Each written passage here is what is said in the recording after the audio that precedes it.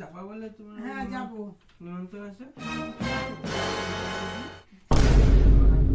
হ্যাঁ দে দে, মারে দিবি না তো কারে দিবি? আমারে তো দেওয়ার ক্ষমতা নাই তোর। তুমি আর কোন? আবে সালে আমি আয়া শুনলাম, মানে তুমি দাদা শুনতেছিলা?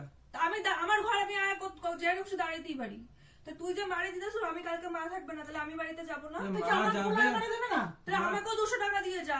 মা যাবে তো মায়ের আমি 200 টাকা দিতে পারি না? তুমি তার মধ্যে দিতেই পারো, অবশ্যই দিতে। 200 কেন 500 দিতে পারো। তাহলে সেখানে তুই একবার সন্ধ্যার দিকে ঘেনিয়ে যাচ্ছিস, কালকে বাড়ি যাবো। তুই কি একবার আমারে টাকা দিছে, তো তোর কি হইছে? তুমি আমাকে মাঝখানে কোনো কথা বলো দে না। তোর টাকা লাগবে না আমার হ্যাঁ, টাকা। তুই মারবে, হ্যাঁ, যখন তোর টাকা মারবে লাগবে না আমার। তোর টাকা লাগবে না না আমার। করে থাকো।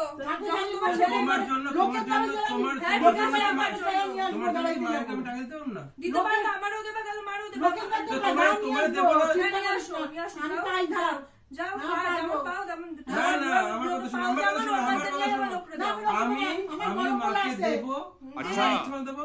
তোমাকে যখন আমার ইচ্ছা হয় তখন আমি দেবো। না, তুমি আমাকে কেন তোর আমার ইচ্ছা বলছো? হয় না, তোর মা তো কোনোদিন বলেও না যে ওর হাতে 500 টাকা দিয়ে যা। তোর মাস তো নিতে জানে, দেওয়াতে জানে না। তা তুমি কেন তাহলে বললা? তোমার যখন দিতে তোর চাও যখন অত সমস্যা দে, তোর মায়েরা নিতে হবে না, কারো নিতে হবে না, যা।